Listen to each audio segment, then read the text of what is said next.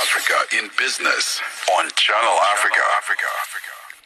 U.S. President Joe Biden is this coming week expected in Africa for an official visit to Angola.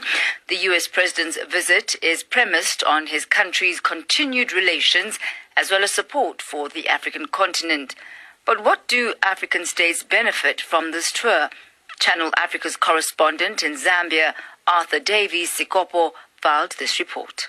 Outgoing U.S. President Joe Biden is to set foot in Angola from 2nd to 4th December 2024 on a critical mission in his last leg of presidency. In revealing the U.S. president's visit to Angola in a press briefing Tuesday, Dr. Frances Brown, Special Assistant to the President and Senior Director for African Affairs at the National Security Council, and Helena Maza, Acting Special Coordinator for the Partnership on Global Infrastructure Investment, PGI, at the U.S. Department of State, announces that Biden's trip to Africa will be cross-cutting. President Biden will also deliver public remarks on the U.S.-Angola relationship, as well as the Biden administration's approach to Africa. Some benefits expected to be derived from this tour includes enhanced cooperation in peace and security in the region and growing economic opportunities, as well as expanding technological and scientific cooperation.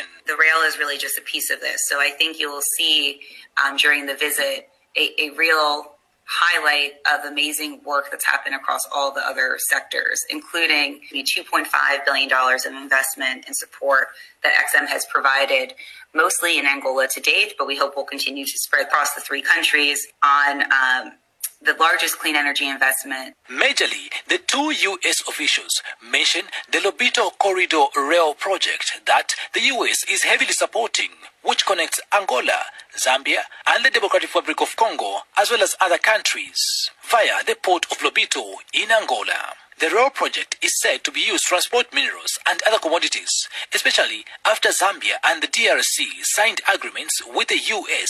in the trade of minerals like cobalt and others used in electric car batteries manufacturing. Helena Maza remarks. The way that we're looking at these investments in the Lobito corridor is that they should ultimately benefit so much more of Africa, because even though the infrastructure is now primarily focused on physically connecting three countries, the implication of that enhanced regional connectivity should have knock-on effects of reducing trade costs, strengthening supply chains. The U.S. has pumped in over $4 billion into the successful completion of the Lobito Corridor Rail project. For Zambia, the U.S. President's visit is remarkable, says Minister of Information and Media Cornelius Mwetwa. Local economist Yusuf Dodia says the Lobito Corridor Rail is a great project. But from the port of Lobito, through the Lobito Corridor, you cut out that 6,000 kilometers. Can we have government and private sector combined missions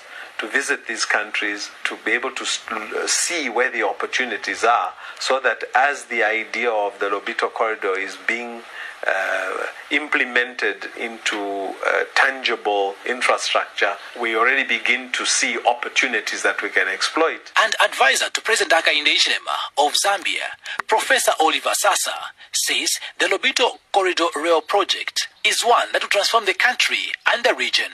For me, that is music to my ears. Those are roses to my eyes. Because it tells you that there is something here that we need to work on and organize better.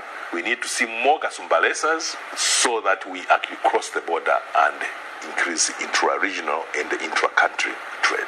So investment in agriculture becomes very important, and the corridor can serve as an opportunity for those levels of investment. Mining in particular also is one. U.S. President Joe Biden is winding down his presidency after the election of former President Donald Trump, who got back to power a few weeks ago. Reporting for Channel Africa in Lusaka, Zambia, I'm Arthur Davis, Scopo. Get the news, music, and lifestyle of Africa on Channel Africa, the African perspective. Africa in Business on Channel Africa. We take you now to Zimbabwe, where the Zimbabwean government says it will need a sponsor to fully clear its debt, even after successful negotiations for both domestic and foreign debt. On Monday,